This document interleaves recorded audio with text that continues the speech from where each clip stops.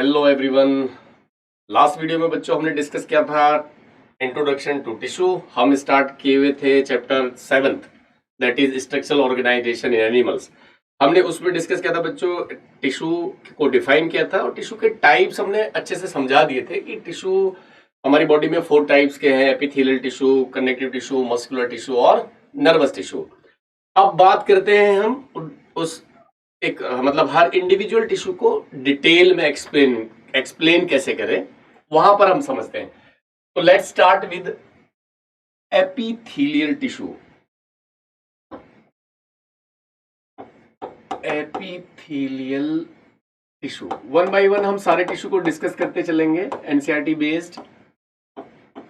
उसमें हम सबसे पहले शुरू करते हैं एपिथेलियल टिश्यू। देखो बच्चों, मैंने तुम्हें एक आइडिया दिया था लास्ट वीडियो में कि एपिथेलियल टिश्यू बेसिकली उस सभी जगह पाए जाते हैं जहां लाइनिंग या कवरिंग की जरूरत होती है। कैसे?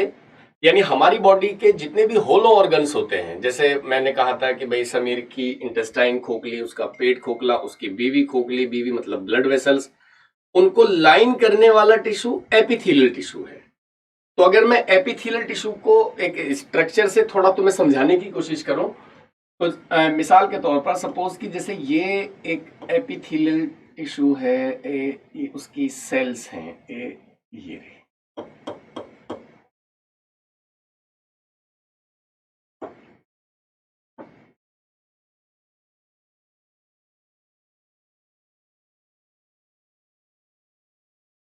एपिथेलियल टिश्यू, और मैं भी समझाता हूं बच्चों, डोंट वरी।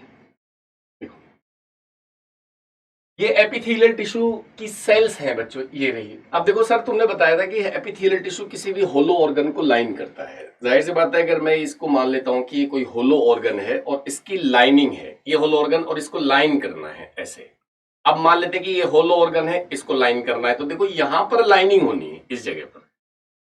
अब जब सेल्स, इस एपिथेलियल टिश्यू की जो सेल्स हैं, जब इसको लाइन करेंगी तो तुम खुद सोच के बता सकते हो कि जो सेल्स हैं वो पास पास होंगी या दूर दूर होंगी। ये दूर दूर है, ये पास पास है। अरे भाई, जब लाइनिंग का सवाल है तो सेल्स दूर दूर होंगी, तो फिर किस बात की लाइनिंग हो गई? अगर हम कहें कि कोई भी टिश्यू लाइन कर रहा है तो जाहिर सी बात है जो सेल्स है वो फिर पास पास होंगी।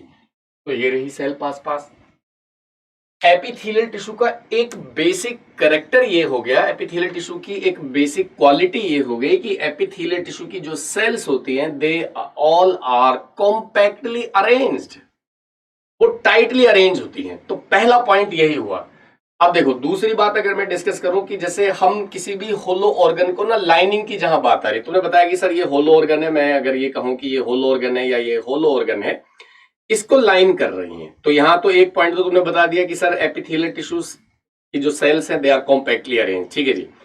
अब यहाँ की जो लाइन करने वाली सेल्स हैं, तो इधर तो खाली जगह है ना बच्चे, क्योंकि ये होलो ऑर्गन है, तो ये एक खाली स्पेस है। यहाँ कोई फ्लूइड भी हो सकता है, कोई खाली जगह भी हो सकती है, कुछ भी हो सकता है व्हाट्सओवर, अगर लेकिन है यहाँ पर खाली जगह। तो इसको जो लाइन करने वाली सेल्स होंगी तो उनकी एक सरफेस तो फ्री हो गई ना भाई। सोचो, जब ये खाली जगह है तो यहाँ की जो सेल्स होंगी तो उसकी ये वाली सरफेस, होलो कैविटी की तरफ जो सरफेस है वो तो फ्री हो गई। एक पॉइंट ये निकल कर आया, यानी एपिथेलियल टिश्यू की सेल्स कॉम्पैक्टली अरेंज। मैं अगर यहां लिखता चलूं ये पॉइंट्स को थोड़ा सा तुम्हें, कि जो सेल्स हैं, सेल्स आर, हम पढ़ रहे हैं एपिथेलियल टिश्यू, तो cells are compactly arranged, compactly arranged. ठीक है जी। अब जब सेल्स कॉम्पैक्टली अरेंज होंगी तो सेल्स के बाहर जो स्पेस होता है, जैसे हमने टिश्यू को डिफाइन किया था तब, तो सेल्स के बाहर स्पेस है, तो वहां पर इंटर सेल्यूलर, सेल के बीच में जो इंटर सेल्यूलर फ्लूइड होता है, तो यहां अब जाहिर सी बात है जब वो कॉम्पैक्टली अरेंज है तो वो इंटरस्टिशियल फ्लूइड या इंटर सेल्यूलर फ्लूइड होगा या नहीं होगा, सोचने वाली बात है। अगर कॉम्पैक्टली अरेंज है तो क्योंकि स्पेस ही नहीं है तो वो फ्लूइड कहां से आ गया भाई? तो जो इंटरसेल्यूलर फ्लूइड है, एनसीईआरटी लिखती है, वो बहुत ही कम होता है, वेरी लिटिल। तो cells are compactly arranged with very very little, with very little intercellular fluid, और simply you can say matrix. Matrix भी बोल सकते हैं, कोई दिक्कत नहीं भाई। तो सेल्स के बीच में जो मैट्रिक्स होगा वो बहुत ही कम होगा, एक बात। दूसरी बात, जो सेल्स है तुमने बताया था कि सर सेल्स ना उनकी एक सरफेस ना हमेशा फ्री होगी, वन सरफेस।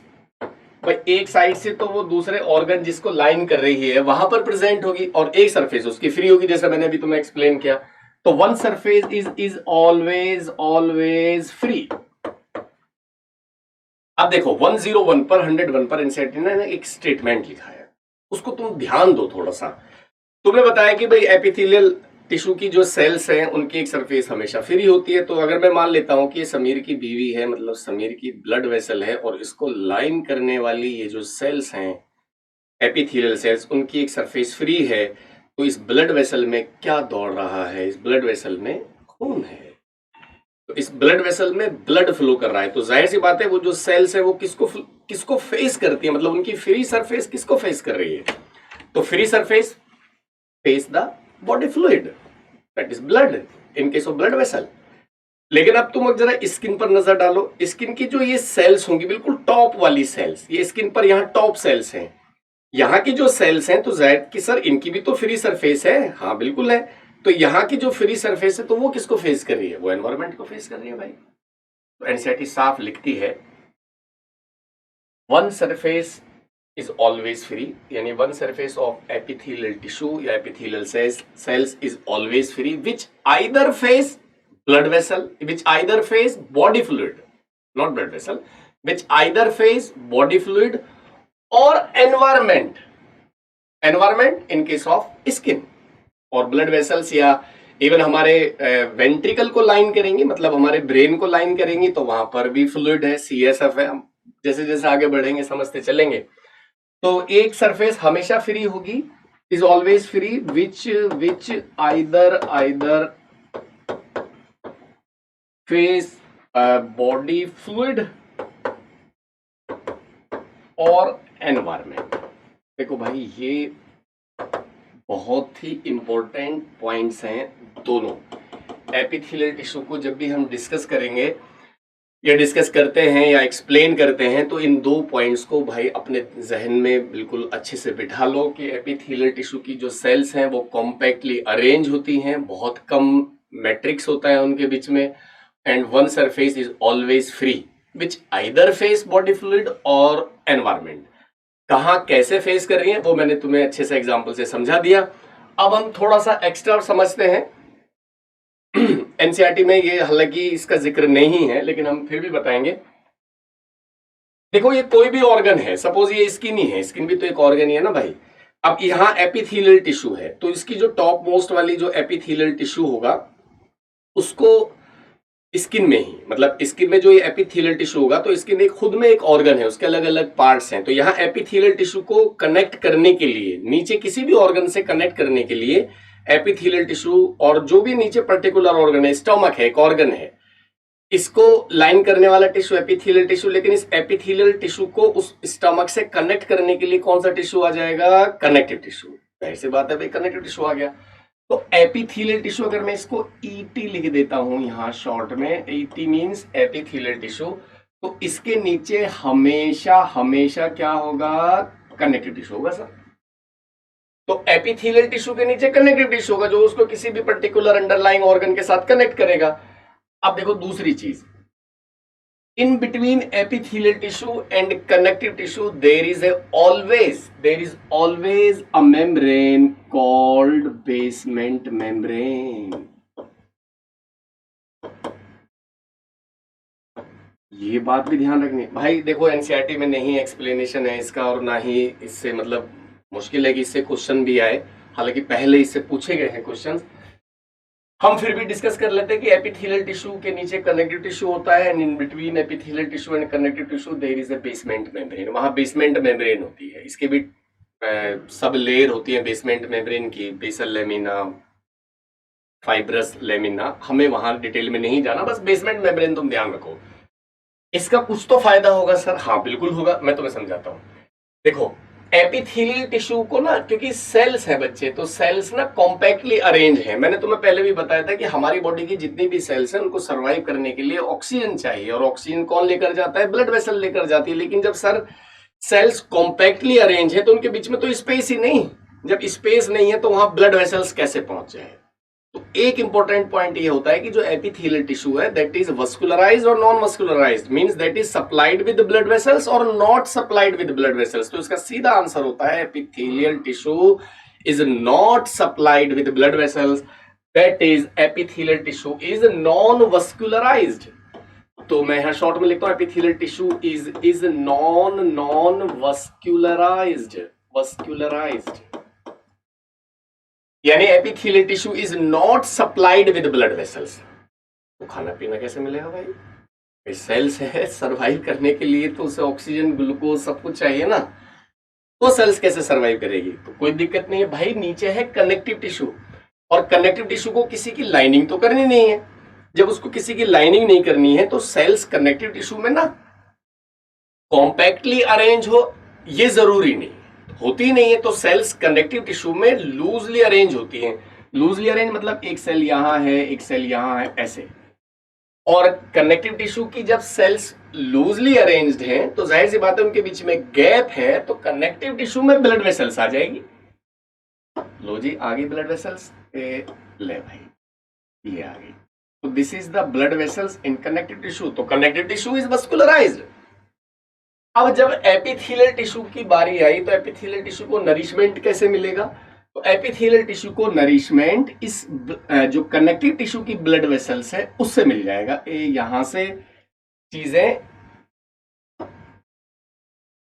यहां से जो भी न्यूट्रिएंट्स या ऑक्सीजन है वो एपिथेलियल टिश्यू को इस डायरेक्शन में चला जाएगा। कहां से? यानी हम ये बोल सकते हैं epithelial tissue get their nourishment from the blood vessels of underlying connective tissue.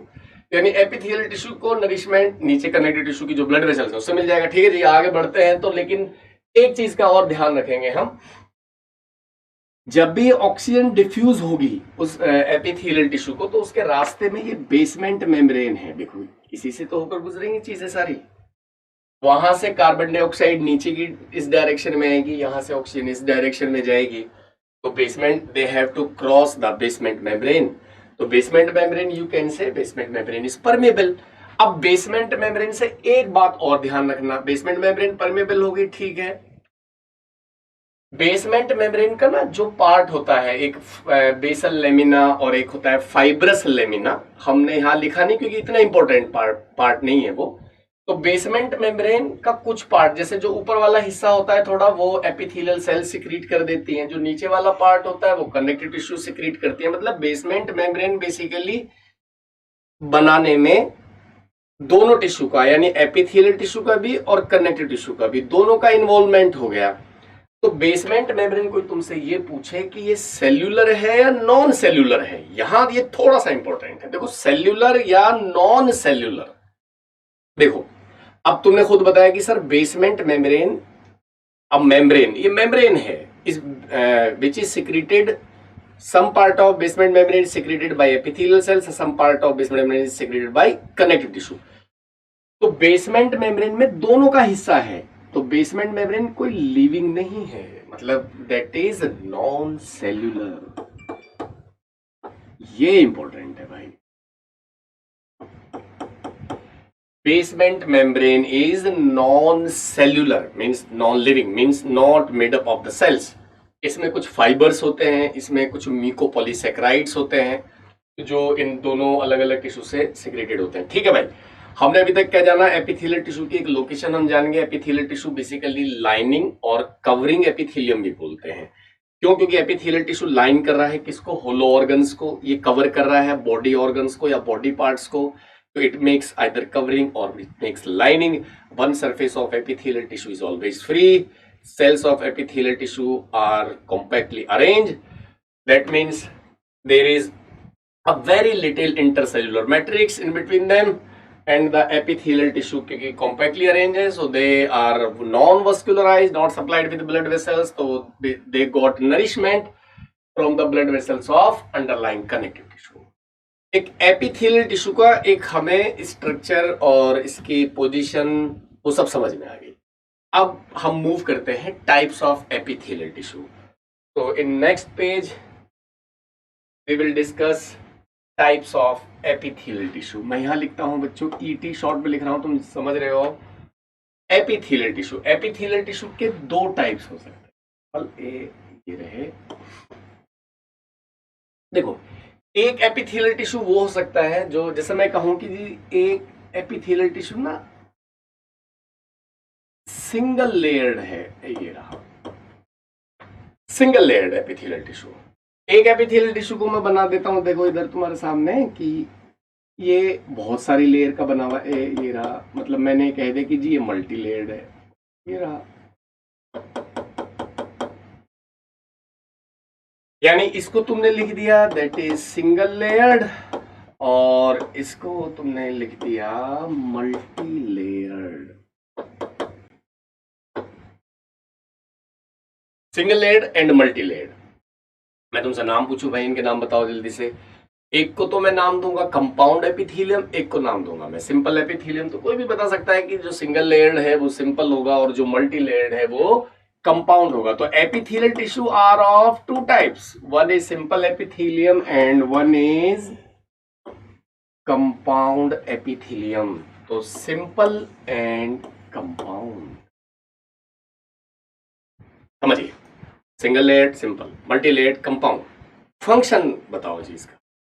देखो मैं ये कहूं कि जो गैसेस है, गैसेस क्रॉस करेंगे, है ना भाई, कोई भी लाइनिंग है, अगर मैं किसी भी कहीं भी अगर गैस को समझते रहे ना, ऑक्सीजन है, कार्बन डाइऑक्साइड है, अगर वो गैस किसी एपिथेलियल टिश्यू को क्रॉस करने की कोशिश करे तो किसको इजीली क्रॉस कर जाएगी भाई, सिंगल लेयर्ड को या मल्टी लेयर्ड को? तो तुम बता दोगे कि सर सिंगल लेयर्ड को आराम से कर जाएगी भाई।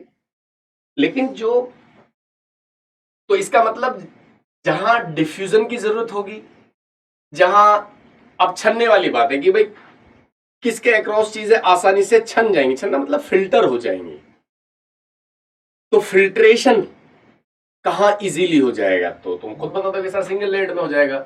सिक्रीशन है, एब्जॉर्प्शन है, तो इसका सिंपल एपिथेलियल टिश्यू का जो मेन इन्वॉल्वमेंट होता है diffusion, filtration, secretion and absorption. तो कंपाउंड का क्या काम होता है भाई, जहां प्रोटेक्शन की जरूरत होगी, कोई भी तुमसे पूछे जी प्रोटेक्शन की जरूरत है, तो प्रोटेक्शन जहां होगा तो वहां सिंपल होगा या कंपाउंड होगा? कंपाउंड होगा, नो डाउट। कंपाउंड एपिथेलियम का मेन फंक्शन प्रोटेक्शन है। अब एनसीईआरटी 102 पेज पर साफ लिखती है, compound epithelium gives protection against mechanical and chemical stresses. कोई बता देगा कि जी स्किन में कौन सा होगा, हमारी स्किन पर सिंपल होगा या कंपाउंड होगा? प्रोटेक्शन की जरूरत है भाई, कंपाउंड होगा।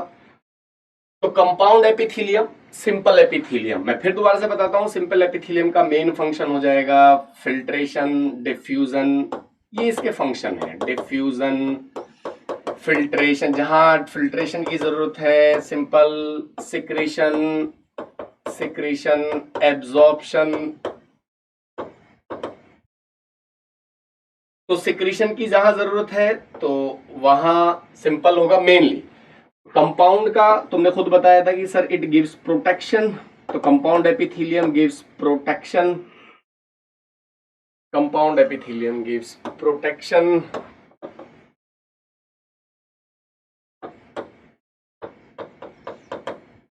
अब एनसीईआरटी लिखती है against, against mechanical, mechanical and chemical, chemical stresses.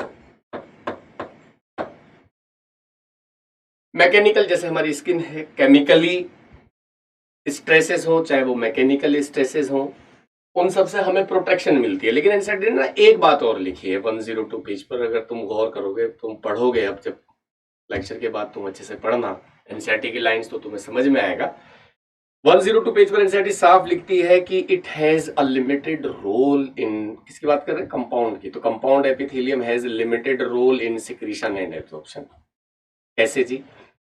तो मुझे बताओ बच्चों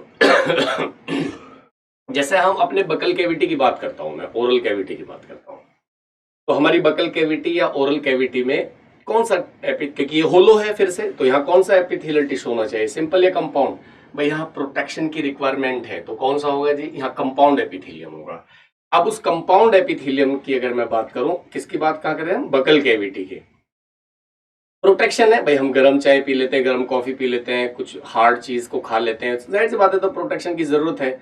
लेकिन तो यहाँ कंपाउंड का अब रोल सिक्रीशन एब्जॉर्प्शन में तो नहीं होगा। अब तुम खुद सोचो कि लेकिन जैसे कुछ चीजें होती हैं, जैसे बहुत से तंबाकू खाते हैं, तंबाकू को रगड़ेंगे, अपना चूने में मिलाएंगे और अपना यहाँ होठ के नीचे रख लेते हैं और उन्हें सुरूर आ जाता है। अब उन्हें सुरूर आ रहा है तो जाहिर सी बात है उस तंबाकू से जो निकोटिन होगा वो एब्जॉर्ब हो रहा है। इवन किसी का दिल घबराता है तो डॉक्टर एक टैबलेट भी देते हैं कि भाई इस टैबलेट को ना जबान के नीचे रख लेना, वो डिजोल्व हो जाती है। तो इस तो कुछ ड्रग्स या हम कह सकते हैं जैसे कुछ ड्रग्स हो या कुछ अल्कोहल, वो हमारे ओरल कैविटी से एब्जॉर्ब हो जाता है। लेकिन हम ये कहें कि भाई सब कुछ ओरल कैविटी से एब्जॉर्ब हो जाएगा, हमने बर्गर खाया मुंह में रख के बैठ गए, ले भाई जब तक रखेंगे जब तक ये एब्जॉर्ब ना हो जाए, ये पॉसिबल नहीं है।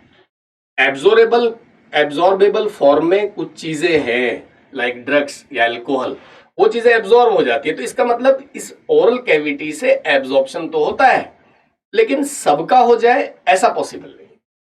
तो एनसीईआरटी की वो लाइन वो जस्टिफाई करती है कि जो कंपाउंड एपिथेलियम है, compound epithelium plays limited role in secretion and absorption.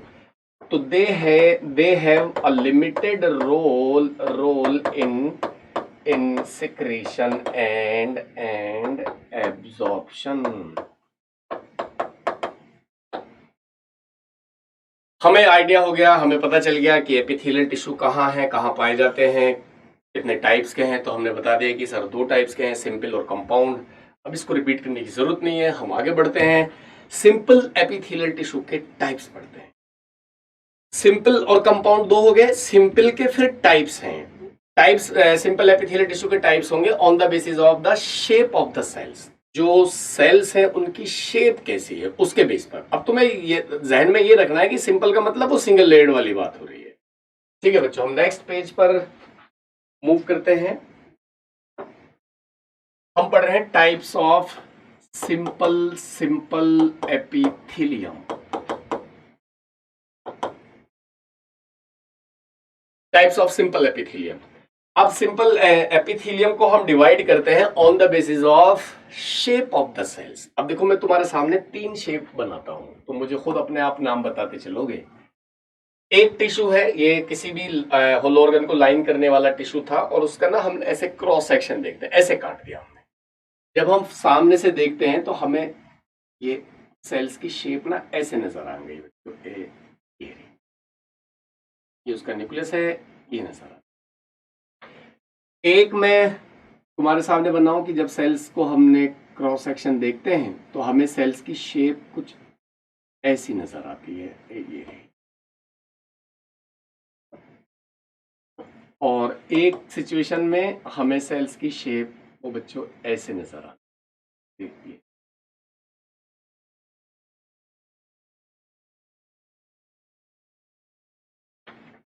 कोई भी बता सकता है कि सेल्स की शेप के बेस पर अगर हम इस एपिथेलियल टिश्यू को डिवाइड करें तो ये फ्लैट है शेप, ये क्यूब की तरह है और ये पिलर की तरह है। पिलर मतलब कॉलम की तरह है। तो कोई भी नाम, अब नाम दिए हुए हैं, तुम कोई भी बता सकता है जी कॉलमनर एपिथेलियम, कोई बता देगा जी ये वाला है। तो इसका एक हम नाम लिख देंगे, क्या बच्चों, कॉलमनर एपिथेलियम। Columnar epithelium. ये सेल्स ना क्यूब की तरह हैं, क्यूब लाइक मतलब उनकी लेंथ ब्रेड्थ और हाइट सब सेम है। तो क्यूबॉइडल एपिथेलियम, क्यूब के जैसी, बायोलॉजी में ऑइड का मतलब होता है के जैसा, तो क्यूब लाइक सेल्स, तो क्यूबॉइडल एपिथेलियम। ये फ्लैट सेल्स हैं, यहाँ सेल्स फ्लैट है। फ्लैट मतलब जैसे हमारे ना फर्श की टाइल्स होती हैं, फ्लोर टाइल्स हैं, तो इस पर गौर करो फ्लोर टाइल्स पर, तो उनकी जो लेंथ और ब्रेथ है वो तो ज्यादा होती है, और अगर उनकी थिकनेस पर गौर करो तुम तो थिकनेस यानी मोटाई उनकी कम है, तो वो बिल्कुल सेम ऐसे ही। तो इनका नाम है स्क्वैमस एपिथेलियम। तो सिंपल एपिथेलियल टिश्यू के 3 टाइप्स हो गए। अगर हम इनको स्ट्रक्चरल पॉइंट ऑफ व्यू से कैटेगराइज करें, squamous epithelium, cuboidal epithelium and columnar epithelium. Squamous में तुमने बताया सर ये फ्लैट सेल्स हैं, फ्लैट सेल्स, यहां पर सेल्स क्यूब लाइक हैं, क्यूब लाइक, और यहां पर सेल्स पिलर लाइक हैं, कॉलम की तरह पिलर लाइक। न्यूक्लियस का एनसीईआरटी ना जिक्र करती है एक जगह, मैं बताऊंगा इनके फंक्शन क्या क्या हैं। अभी पहले मैं थोड़ा शेप को डिस्कस कर लेते हैं। जो न्यूक्लियस हैं, देखो भाई ये फ्लैट हैं, चपटी हैं, चपटी समझते हैं ना, फ्लैट। तो ये सेल जब पिचकी हुई है, मतलब चपटी है, तो जाहिर सी बात है इनका न्यूक्लियस भी ना थोड़ा सा फ्लैट हो जाता है, क्योंकि वहां पर थिकनेस ही नहीं है। तो न्यूक्लियस को अगर मैं देखूं तो इनका न्यूक्लियस भी फ्लैट है, फ्लैट न्यूक्लियस। ये क्यूब की तरह है, तो जाहिर सी बात है ये फ्लैट तो नहीं है, तो न्यूक्लियस को स्पेस मिला हुआ है, तो वो राउंडेड न्यूक्लियस होता है और सेंट्रली लोकेटेड होता है, राउंडेड न्यूक्लियस। क्यों जी न्यूक्लियस क्यों बता रहे हैं? अरे भाई इसलिए बता रहे हैं कि क्योंकि न्यूक्लियस को ना शेप को एनसीईआरटी कॉलमनर में डिफाइन कर देती है, बता देती है। इनका यहां नहीं बताती, इन किसको बताती है, तो इसके साथ साथ हम इनको भी डिस्कस कर रहे हैं।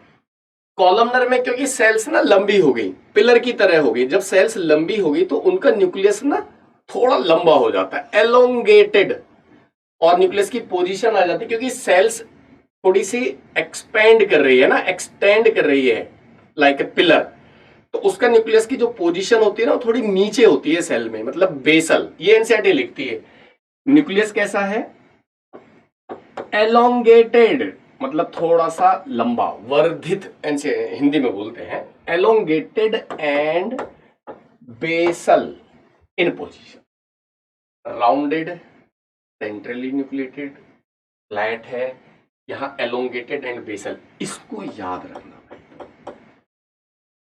ये तीनों टिश्यू में जो न्यूक्लियस की शेप है वहां एलोंगेटेड कहां होगी, कॉलमनर एपिथेलियम और basal position.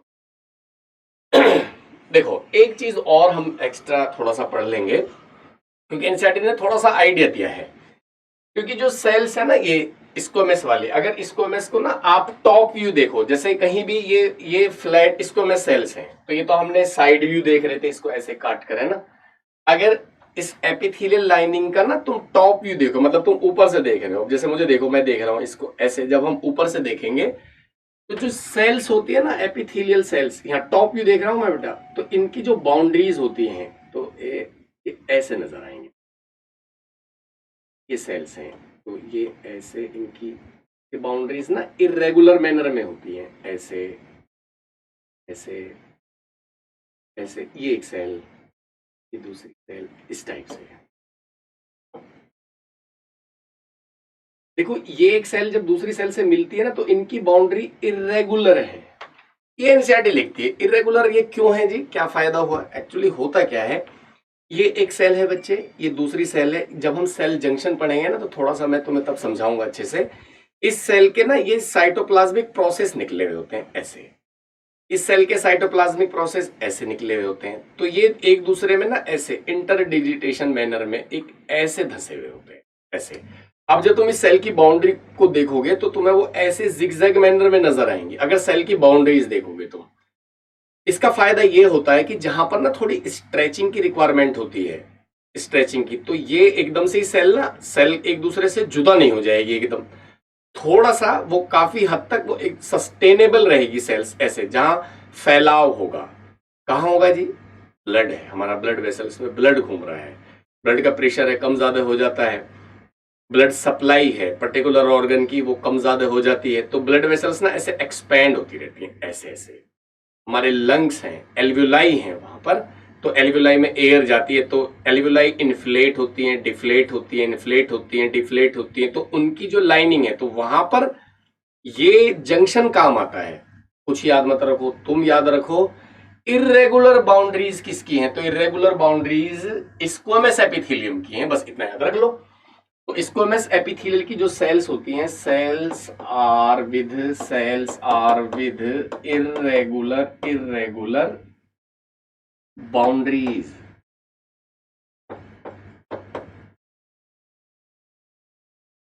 cells are with irregular boundaries.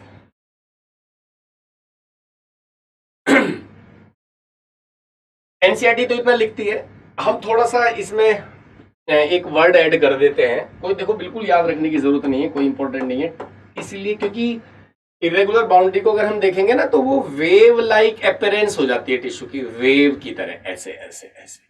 तो वेवी अपीयरेंस या वेवी बाउंड्रीज होने की वजह से इसका एक दूसरा नाम टेसिलेटेड एपिथेलियम भी बोलते हैं। स्क्वैमस एपिथेलियम का भाई अब यहां तक तो ये चीजें खत्म हुई, हम इसमें इनके फंक्शन को और डिस्कस करते हैं। देखो सबसे जो लाइनिंग बनेगी, सबसे पतली लाइनिंग कौन बनाएगा? सोचने वाली बात है कि सर सबसे पतली लाइनिंग तो जो फ्लैट सेल्स होंगी, जाहिर सी बात है यही बनाएंगी। सबसे मोटी लाइनिंग कौन बनाएगा जी? ये कॉलमनर वाली सेल्स होंगी, तो कॉलमनर सेल्स वाली क्योंकि बड़ी सेल्स हैं तो इनकी लाइनिंग जाहिर सी बात है मोटी होगी, और मॉडरेट वाली क्यूबाइडल बनाएगा। इसका मतलब वो ऑर्गन जो हमें दूर से नजर आ रहा है, जैसे स्टमक है, इंटेस्टाइन है, उसकी वॉल जो होगी वो मोटी है, तो वहां की जो लाइनिंग होगी, तो वहां की लाइनिंग ना जाहिर सी बात है स्टमक है, इंटेस्टाइन है, क्योंकि वो एक बड़ा ऑर्गन है, हमें नजर आ रहा है, उसकी लाइनिंग को कौन सा टिश्यू का लाइन करेगा, मतलब कौन सा एपिथेलियल टिश्यू होगा? तो कोई भी बता सकता है कि जी कॉलमनर होगा। एल्वियोलाई है, हमें नजर नहीं आती, ब्लड कैपिलरीज होती हैं, बहुत फाइन ब्लड कैपिलरीज, उनकी सबसे पतली लाइनिंग। नेफ्रॉन होते हैं, नजर नहीं आते, नेफ्रॉन भी किडनी में है, लेकिन अगर हम एल्वियोलाई और नेफ्रॉन के साइज को कंपेयर कर लें तो नेफ्रॉन बड़े होते हैं। तो नेफ्रॉन को लाइन करेगा क्यूबाइडल एपिथेलियम, एल्वियोलाई को लाइन करेगा स्क्वैमस एपिथेलियम, कॉलमनर लाइन करेगा स्टमक को, इंटेस्टाइन को। फंक्शन से बता दो, समझा दो सर एक बार। देखो बच्चों, जहां जैसे गैसेस हैं, गैसेस हो, चाहे हमें कहीं पर गैस को डिफ्यूज होना है, कौन सी लाइनिंग को गैसेस इजीली क्रॉस कर जाएंगी? कोई बता देगा कि स्क्वैमस को कर जाएंगी? स्क्वैमस को गैसेस इजीली डिफ्यूज कर जाएंगे। फिल्ट्रेशन होना है, कहीं छनना है, तो किसके अक्रॉस चीजें आसानी से छन जाएंगी? तो स्क्वैमस से आसानी से छन जाएंगी। तो हम नेक्स्ट पेज पर मैं इन सबके एग्जाम्पल से तुम्हें बताता हूं, और उसका फंक्शन भी मैं लिख दूंगा। तो हम नेक्स्ट पेज पर हम पढ़ रहे थे, मैं दोबारा से यहां लिख देता हूं बच्चों, वो सिंपल एपिथेलियम इधर था, सिंपल एपिथेलियम, और इसमें मैंने इधर लिखा था स्क्वैमस, यहां पर लिखा था क्यूबाइडल, और यहां है कॉलमनर। अब देखो, थिन बाउंड्री बनाएगी तो मान लेते हैं कि जैसे ये है अमीर की एल्वियोलाई, ये एल्वियोलाई है,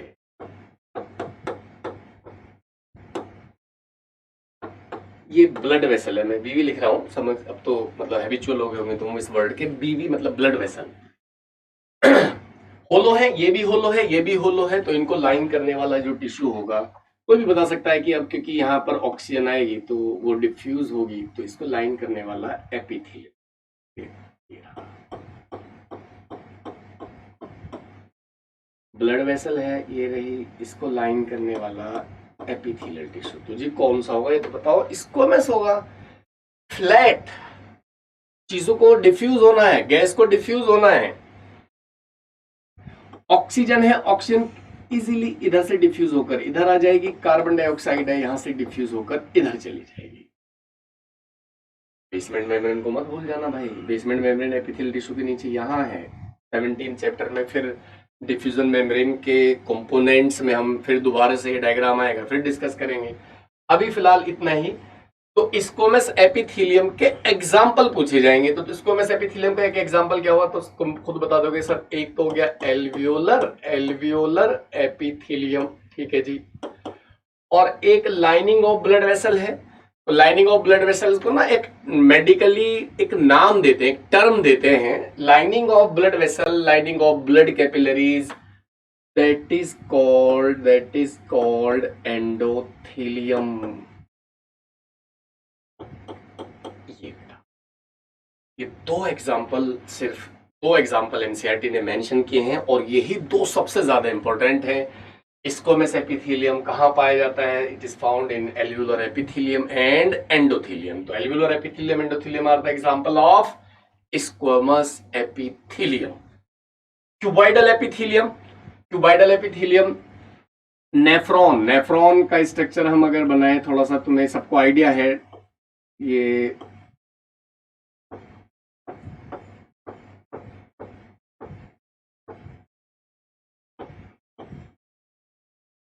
नेफ्रॉन है बच्चों। देखो यहां पर ये थोड़ा सा आइडिया हमें है क्योंकि ब्लड आता है, ये बोमेंस कैप्सूल है, ये हम आगे डिस्कस करेंगे अभी, मतलब 18 चैप्टर में जब हम डिस्कस करेंगे, 19 चैप्टर में।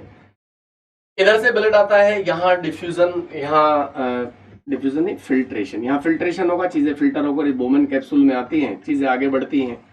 ये नेफ्रॉन है। तो लेकिन जब चीजें यहाँ से छनती हैं तो छनने के बाद कुछ अच्छी चीजें भी आती हैं, खराब चीजें भी हैं। तो जो अच्छी चीजें मतलब जो यूजफुल है, लाइक वाटर है, अमीनो एसिड्स है, ग्लूकोज है, वो सब यहाँ से एब्जॉर्ब होता है। तो हमें अभी फिलहाल इतने ध्यान रखना है कि जो क्यूबॉइडल एपिथेलियम है, इसकी लोकेशन कहाँ होगी, बॉडी में कहाँ कहाँ होगी। तो एनसीईआरटी वाले पॉइंट पहले एग्जांपल में डिस्कस कर लो, फिर एक्स्ट्रा एग्जांपल भी मैं थोड़े से बता दूंगा। तो क्यूबॉइडल एपिथेलियम कहाँ पाया जाएगा? तो ये नेफ्रॉन को लाइन करते हुए होगा। This is the nephron, structural functional unit of kidney. तो क्यूबॉइडल का एग्जांपल मैं यहां से, देखो ये सिंपल, ये स्क्वैमस तो यहाँ खत्म हो रहे हैं, मैं क्यूबॉइडल को इस स्पेस में बताता हूँ। इसके एग्जांपल कहाँ होंगे? NCERT, tubular part of nephron. एक एग्जांपल लिखते हैं एनसीईआरटी, जैसे हमारी ग्लैंड्स होती है ना बच्चों, एक्सोक्राइन ग्लैंड्स हैं जो एंजाइम रिलीज करे, सलाइवा रिलीज करे, बहुत सारी हैं, ग्लैंड्स भी पढ़ेंगे। तो ग्लैंड्स हैं तो वो जाहिर सी बात है, एक्सोक्राइन ग्लैंड में ना डक्ट होती है। ये अगर ग्लैंड है, ये डक्ट है, तो इस डक्ट को लाइन करने वाला टिश्यू क्यूबॉइडल टिश्यू होगा। तो सिंपल तुम्हें इसके एग्जांपल में क्या मेंशन करना है? Duct of gland, tubular part of nephron and duct of glands. These are the example of cuboidal epithelium. Then come to the example of columnar epithelium. जैसे मैंने पहले ही तुम्हें बता दिया था, ये स्टमक और ये इंटेस्टाइन बड़े ऑर्गन है, बड़ी लाइनिंग है, मोटी लाइनिंग है। तो इसका एग्जाम्पल हो जाएगा स्टमक एंड इंटेस्टाइन। ये एग्जाम्पल एनसीईआरटी वाले एग्जाम्पल हमने डिस्कस कर लिए, यही तुम्हें याद रखने हैं। चाहे जान चली जाए भाई, इसको अपने दिल में उतार लो, अपने जहन में इनको अच्छे से बैठा लो कि सिंपल एपिथेलियम के types squamous, cuboidal and columnar. Squamous flat वाले example alveolar epithelium, endothelium. Cuboidal के example tubular part of nephron, duct of glands and columnar epithelium के एग्जाम्पल स्टमक एंड इंटेस्टाइन। मैं थोड़े से एक्स्ट्रा एग्जाम्पल और NCERT से अलग थोड़े से बता देता हूं। जैसे देखो बच्चों, यहां पर ब्लड जा रहा था ना, तो ब्लड सॉरी, यहां ब्लड जा रहा था, तो ब्लड से फिल्टर होकर चीजें ना बोमेंस कैप्सूल में आती हैं। तो बोमेंस कैप्सूल की जो इनर वॉल होगी ये, और ये तो ब्लड कैपिलरीज है यहाँ पर। तो यहाँ ब्लड कैपिलरीज की लाइनिंग को तुम खुद नाम देते हो एंडोथेलियम, तो वहां पर स्क्वैमस होगा। तो जाहिर सी बात है, बोमेन कैप्सूल की इनर वॉल को भी चीजें क्रॉस होकर, फिल्टर होकर बोमेन कैप्सूल में आएंगी। तो बोमेन कैप्सूल की इनर वॉल भी किसकी बनी हुई होगी? स्क्वैमस एपिथेलियम की। तो स्क्वैमस एपिथेलियम का एक एग्जांपल मैं यहां लिख सकता हूं बच्चों, इनर वॉल ऑफ बोमेंस कैप्सूल। कि जी बोमेंस कैप्सूल क्या है? तो बोमेंस कैप्सूल नेफ्रॉन का एक पार्ट है जहां पर फिल्ट्रेशन हो रहा है। तो स्क्वैमस एपिथेलियम के कोई फंक्शन पूछे तो डिफ्यूजन है, फिल्ट्रेशन है, ये इसके दो इंपॉर्टेंट फंक्शन होते हैं। मैंने यहाँ मेंशन नहीं किए हैं, लेकिन हम समझ रहे हैं कि मैंने मतलब लिखे नहीं यहाँ पर। स्क्वैमस एपिथेलियम के दो important function, diffusion and filtration. Cuboidal epithelium में मैं थोड़ा सा और एग्जांपल की बात करूं तो यहां पर देखो बच्चों, पेनक्रियाज होता है हमारा, तो वहां क्यूबॉइडल एपिथेलियम होता है। पेनक्रियाज, एक थायराइड ग्लैंड में ना थायराइड फॉलिकल होते हैं, थायराइड फॉलिकल। हम पढ़ेंगे 22nd चैप्टर में थायराइड ग्लैंड के अंदर फॉलिकल्स कैसे होते हैं, तो उनको लाइन करने वाली क्यूबॉइडल सेल्स होती हैं। तो थायराइड फॉलिकल, पेनक्रियाज, एक एग्जांपल में है क्यूबॉइडल का और ऐड कर सकता हूं, germinal epithelium. Germinal epithelium ovary है ना, जर्म सेल से ध्यान कर लेना। ओवरी जो गोनेट्स होते हैं, जैसे ओवरी है बच्चे, तो ओवरी को ना कवरिंग बनाता हुआ एक टिश्यू होता है, जो क्योंकि ओवरी यहाँ पेल्विक कैविटी में होती है, एब्डोमिनल कैविटी में, तो ओवरी को उसके आसपास स्पेस है, खाली जगह है, तो फिर एपिथेलियल टिश्यू आ जाएगा। एपिथेलियल टिश्यू वहां ओवरी को कवर करने वाला क्यूबॉइडल नेचर का होता है, तो इसलिए उसे हम वहां पर जर्मिनल एपिथेलियम बोलते हैं। इतना ही हम ये एक्स्ट्रा एग्जाम्पल है, लेकिन मैंने जो पहले शुरू में बताया कि जो एनसीईआरटी वाले एग्जाम्पल हैं वो हम सिर्फ मतलब अच्छे से याद करेंगे, और एक्स्ट्रा एग्जाम्पल हमने थोड़ा सा पढ़ लिया है। ये एपिथेलियल टिश्यू के टाइप्स हुए, सिंपल के टाइप। अब इन्हीं एपिथेलियल टिश्यू में ना जो सिंपल एपिथेलियम है, जो स्क्वैमस, क्यूबॉइडल और कॉलमनर हमने पढ़े हैं, इसी सिंपल, अब जैसे क्यूबॉइडल सेल्स हैं या कॉलमनर सेल्स है, कॉलमनर सेल्स के ऊपर ना अगर ऐसे माइक्रोविलाई जैसी स्ट्रक्चर बन जाए, माइक्रोविलाई जैसी, तो वो जाहिर सी बात है वो सेल्स ना थोड़ी मॉडिफाइड हो गई। माइक्रोविलाई एक साइटोप्लाज्मिक प्रोसेस है, बहुत सारे बने हुए हैं माइक्रोविलाई जो सरफेस एरिया को बढ़ा देते हैं। तो अब हम नेक्स्ट वीडियो में, नेक्स्ट क्लास में हम डिस्कस कर लेंगे स्पेशलाइज्ड सिंपल एपिथेलियम। स्पेशलाइज्ड यानी सिंपल एपिथेलियम अगर थोड़ा सा मॉडिफाई हो जाए in terms of their structure और फंक्शन, तो that is considered as the specialised. हालांकि एनसीईआरटी ऐसा नहीं बताती, एनसीईआरटी तो सिंपल एक्सप्लेन कर देती है कि somewhere some at some place the columnar cells bears microvilli, at some place these cells bear cilia, so you can say ciliated epithelium or brush bordered epithelium। हम थोड़ा सा detail पढ़ेंगे, but आज की वीडियो में इतना ही। हम next video में जल्दी ही मिलेंगे बच्चों, एपिथेलियल टिश्यू को कंटिन्यू करेंगे और कोशिश करेंगे कि हम नेक्स्ट 2 और 3 वीडियो में इस पूरे चैप्टर को बाइंड अप कर लें। ठीक है बेटा, ठीक है बच्चों, all the best, best of luck, bye bye.